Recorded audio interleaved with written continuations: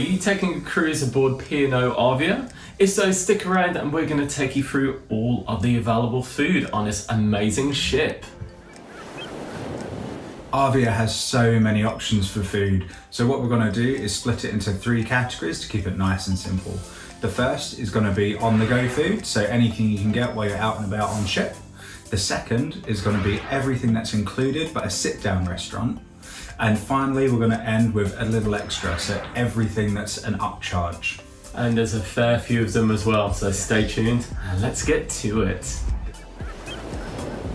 So to kick off our on-the-go section of this video, we're going to start at the Horizon Buffet. Now, of course, the Horizon Buffet has a very vast amount of food, lots to choose from. Whether you are vegetarian, gluten-free, they provide lots and lots of options. Now, in our experience, the food is pretty fresh. They do their best to keep it as fresh as possible. And as I say, there is a lot of choice. Is it our favourite place to go?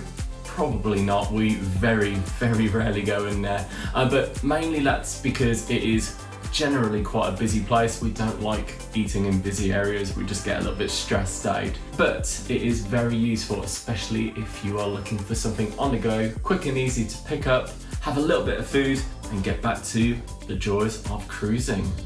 When you're on the go on a cruise ship, especially on a hot day, one of the things that you might really want is a good ice cream, and Arvia packs a punch here with 2 venues. First is Ripples, the actual ice cream or gelato bar, just down by the Quays. Fantastic gelato, really great quality. You can also do an afternoon tea here, an ice cream afternoon tea.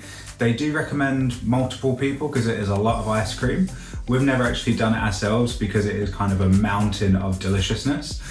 So we've just opted to just go for light bites as we walk through. There is also the secondary option, which is Sundaes up in the Skydome bar.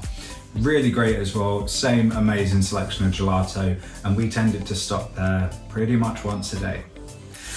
Yes. Definitely worth it though, especially the Kinder one. That's amazing. Really good.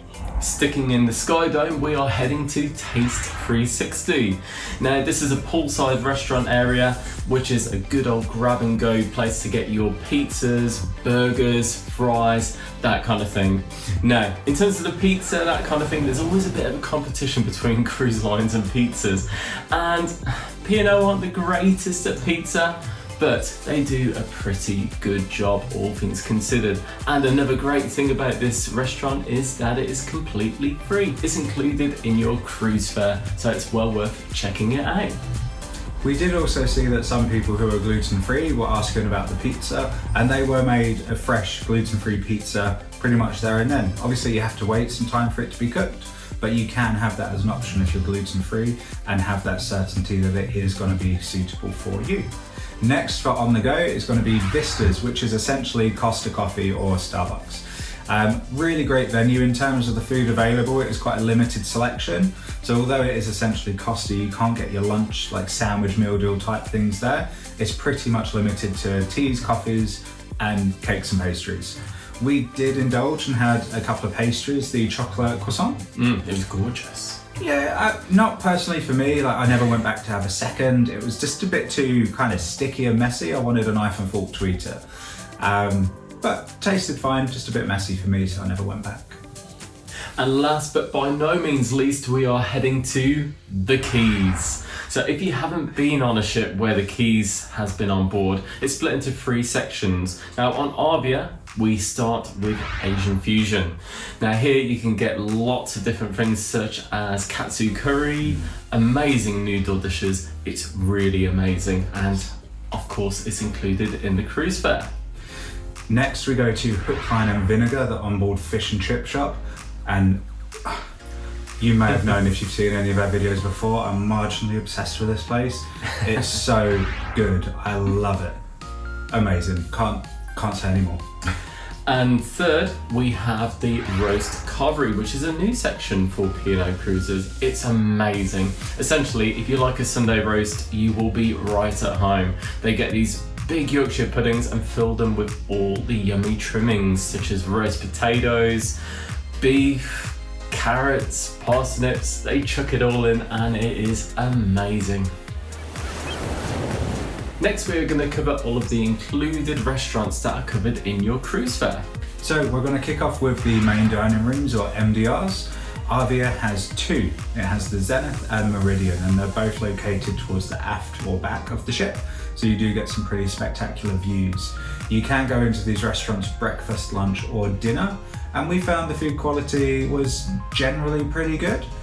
Breakfast was always really nice. It's always nice to go in and feel a bit pampered to have a sit-down breakfast. Exactly, especially with a hangover. Yes, which did happen a couple of times. The only downside to the breakfast, I'd say, is the toast. It's generally cold by the time it reaches your table.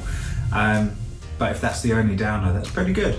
Exactly. Yeah. In terms of lunch options, we did go into the MDR for lunch, but we only ever did the express lunch. So we went in, and within about 35 minutes, we'd been seated, served and eaten, and we were able to leave.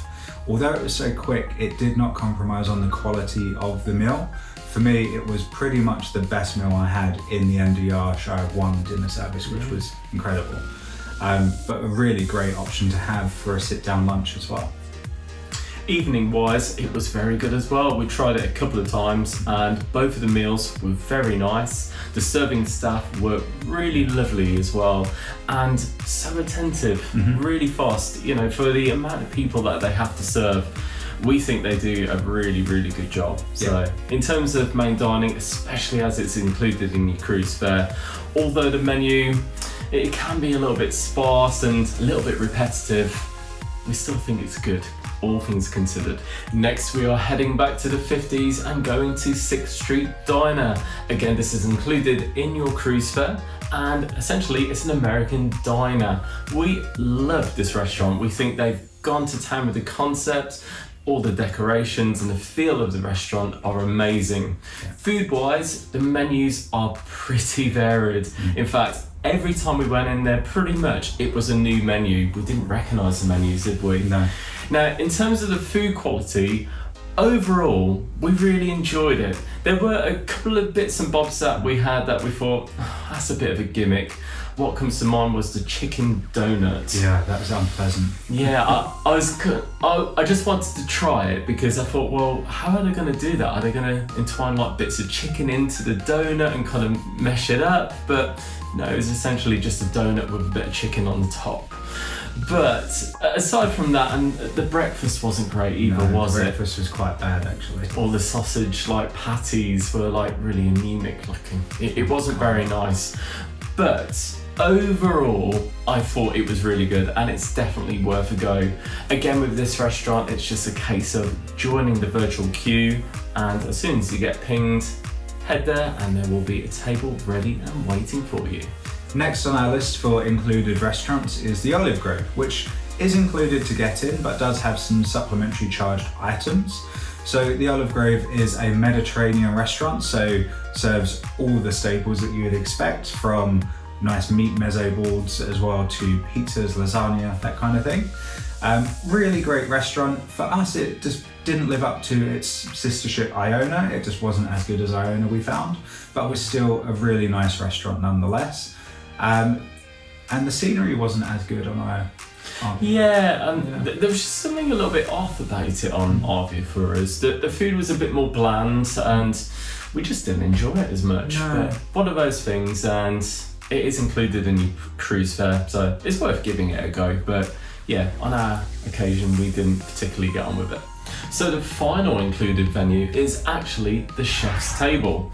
Now, this is only available for the one sitting normally, so it's on the formal night. So it is important that if you want to go to the chef's table, it's included in the cruise fare, as we said, but it is a black tie affair, so you do have to dress up in black tie gear. But it is, in our opinion, worth it. Yeah. It's a really nice meal. It's included, as we say, and it was a 3-course meal. Correct, yes. With an amuse-bouche as well. And we had beef Wellington, lots of lovely bits and bobs, and it was really nice. So I'd say it's definitely worth giving it a go as long as you are in the mood for dressing up.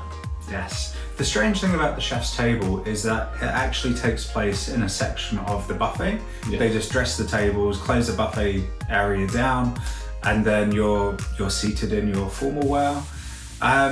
So it feels a bit odd. It's different to a chef's table experience on any other ship in that sense. But as I said, the food was really great. There was a starter, the lamb starter that we had. It was incredible. I wish they served that starter in Sindhu.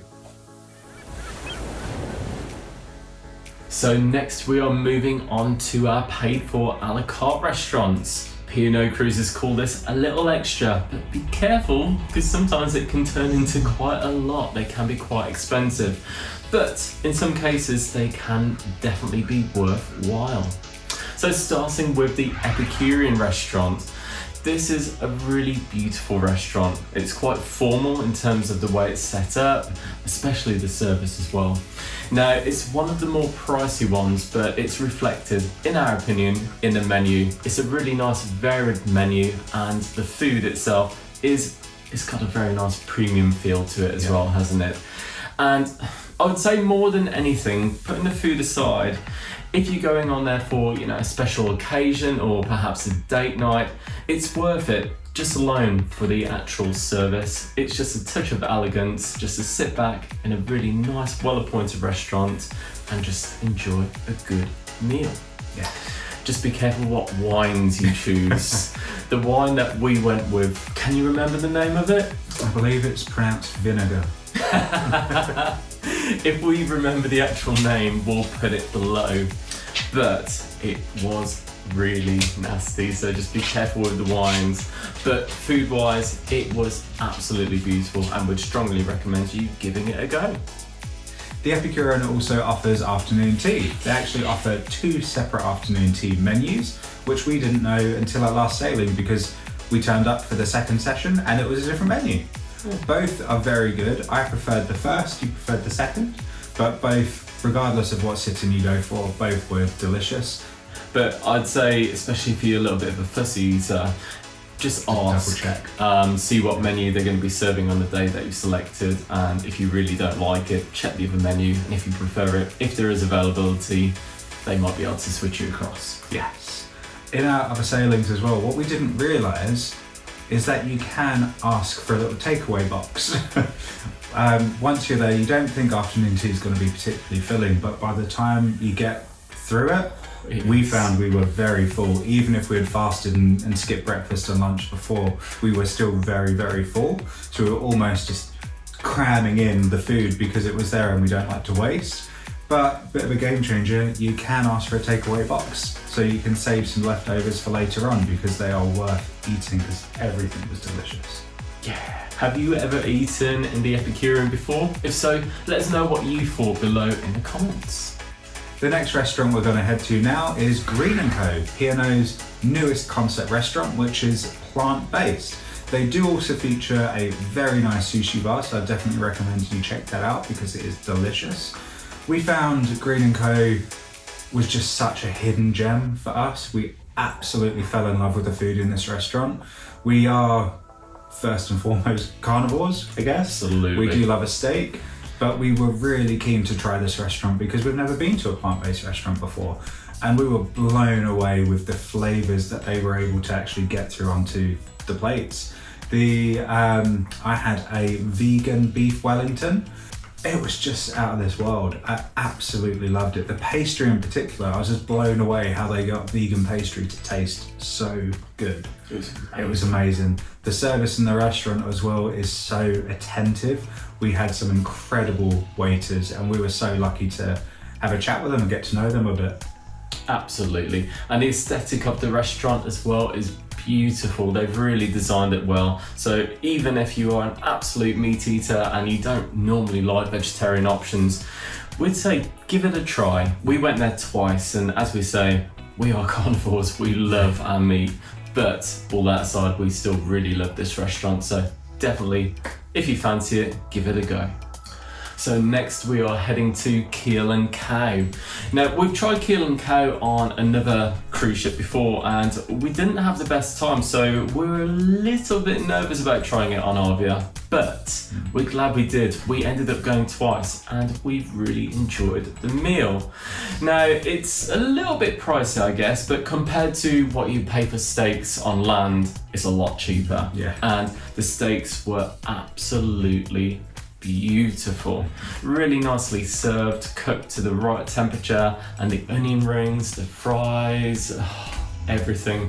Take me back there now. It's definitely worth a go, especially if you like your steaks. Next, we are taking you to Sindhu, P&O's answer for Indian cuisine, and it is a great restaurant when it's a great restaurant. Yes. So we have had some of our most incredible meals we've ever had on P&O in Sindhu, and we've also had some of the worst meals we've ever had on P&O in Sindhu. What we tend to find is whenever we've gone on the early service, so as they've opened, the food just isn't there. It's not great. And the service as well. Yeah, the service we found to be quite abrasive at times in Sindhu, to be honest.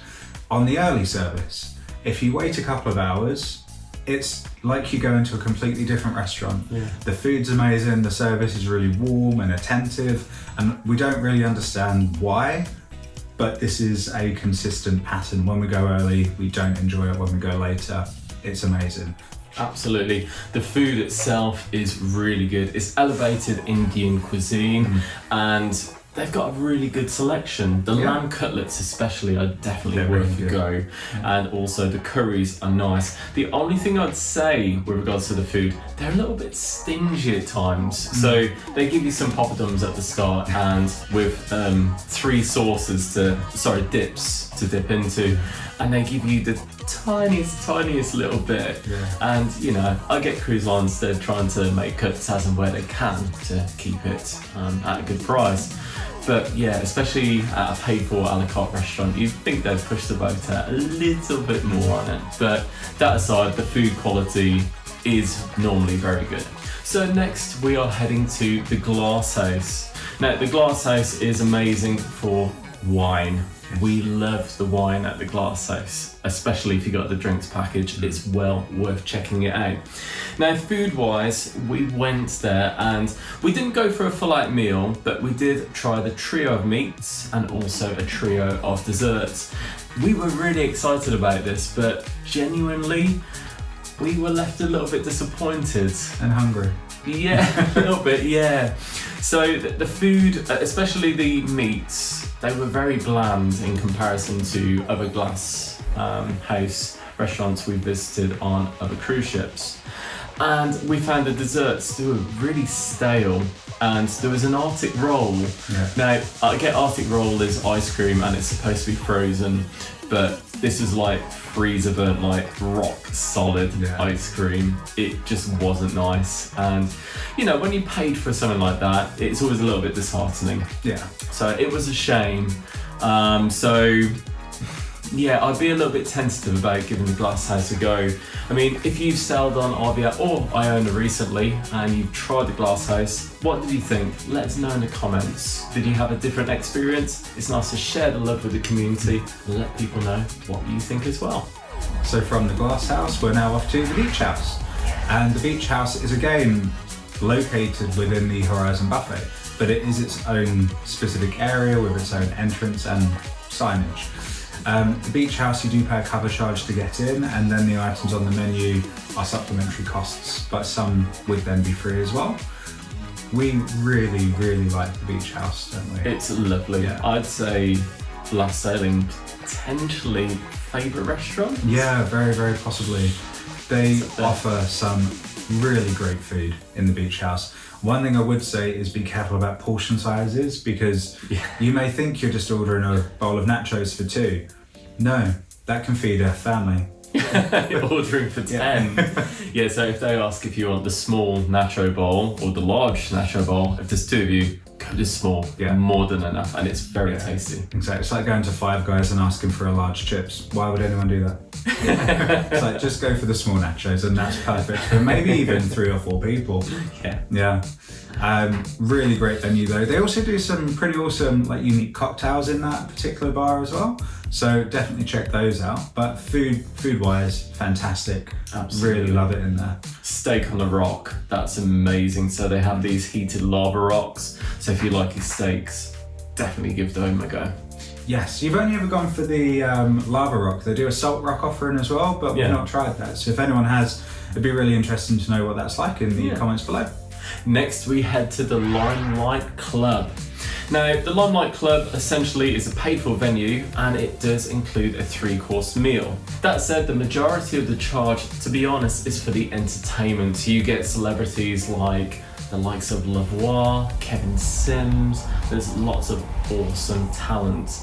Now, food-wise, it is a decent meal. We enjoyed it the majority of the time, but would we go there specifically for the food? I'd say no. You are going there for the entertainment. It was a decent meal, but it was just all right. I'd say what you'd probably get in the main dining room. Yeah. But you pay for it. Yeah, and smaller portions. Yeah, overall, it's a good experience, especially if it's an artist that you want to see. But yeah, I definitely wouldn't head there for the food. Next, we're going to talk about room service, but it's an odd one for us to talk about because we haven't tried it on P&O. No. So this is more to understand what your view of room service is if you've had it on board. We've tried room service on other ships, so Princess, MSC, Virgin Voyages. They tend to vary in quality and temperature on delivery and time taken. Yeah. So we don't particularly like room service because it's never as good as going to the actual restaurant, but it'd be really good to understand your opinion. Absolutely. Let us know in the comments below. Should we try it in the future? Let us know. Well, that's it. We've covered all of the amazing restaurants aboard Arvia. Now, in terms of booking, especially for the paid a la carte restaurants, you can do this on the P&O Cruises website up to 14 days before your cruise begins. So keep an eye out and get those bookings in as soon as you can, because the likes of Sindhu, Epicurean, and the Epicurean afternoon tea tend to fill up really fast, so don't miss out. There are truly plenty of places to eat aboard Arvia, and if you'd like to see more footage of what we got up to on our recent transatlantic cruise on Arvia, then check out the link below. Thank you so much for watching as always. If you haven't already, please do hit subscribe. We're going to have lots more cruise content coming your way very soon.